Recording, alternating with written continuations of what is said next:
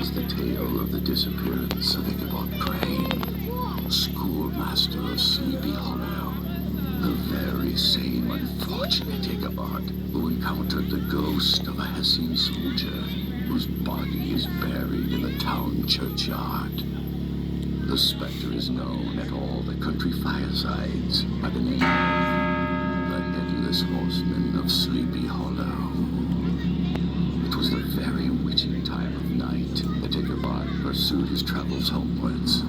No signs of life occurred to him, but occasionally the melancholy chirp of a cricket. All the stories of ghosts and goblins that he had heard now came crowding upon his recollection. The night grew darker and darker. A small brook crossed the road and ran into a thickly wooded glen. A few rough logs laid side by side served as a bridge over this stream. To pass this bridge was the severest trial. This has ever since been considered a haunted stream. As he approached, his heart began to thump. He summoned up all his resolution and attempted to dash briskly across the bridge. Ichabod jerked the reins, and his horse, Gunpowder, plunged to the opposite side of the road into a thicket of brambles, then dashed forward and came to a stand by the bridge with a suddenness that had nearly sent the schoolmaster sprawling over his head. Just at this moment, a splash by the side of the bridge caught the ear of Ichabod. In the dark shadows of the grove, he beheld something huge, misshapen and towering. It stirred not, but seemed gathered up in gloom. The hair of Ichabod rose upon his head with terror. What was to be done? To turn and fly, 'twas now too late. And besides, what chance was there of escaping ghost or goblin, if such it was? Then the shadowy object of alarm put itself in motion. With a scramble and a bound, stood at once in the middle of the road. He appeared to be a horseman of large dimensions, and mounted on a black horse of powerful frame. Ichabod quickened his steed in hopes of leaving behind. The stranger, however, quickened his horse to an equal pace. Ichabod pulled up and fell into a walk, leaving to lag behind. The other did the same.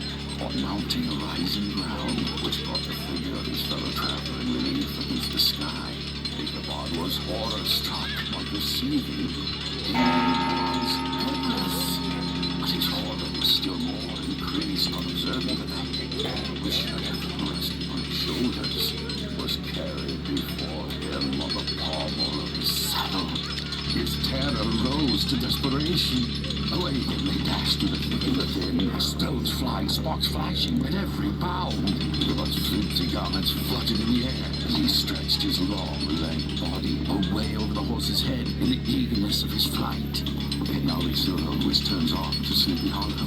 The Gunpowder, who seemed possessed with a demon, made an opposite turn and plunged headlong downhill to the left. This road led over a bridge to a green knoll on which stands a church. The panic of the steed had given his unskillful rider an apparent advantage in the chase. An opening in the trees now cheered him with the hopes that the church bridge was at hand. For once he crossed that very bridge, the ghost's power would surely end. Just then, he heard the black steed panting and blowing close behind him. He even fancied that he felt his hot breath. The Gunpowder sprang upon the bridge. He thundered over the resounding plains. He gained the opposite side, and now Ichabod cast a look behind to see if the pursuer should vanish. Just then, he saw the goblin rising in his stirrups, and in the very act of hurling his head at him. Ichabod endeavored to dodge the horrible missile, but too late. It encountered his cranium with a tremendous crash. He was tumbled headlong into the dust, and Gunpowder, the black steed, and the goblin rider passed by like a whirlwind. The next morning, the old horse was found soberly cropping the grass at his master's gate. Dinner hour came, but no Ichabod. The boys assembled at the schoolhouse and strolled idly about the banks of the brook, but no schoolmaster.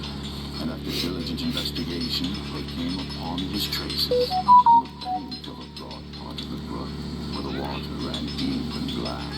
Was found the hat of the unfortunate Ichabod, and close beside it, a shattered pumpkin.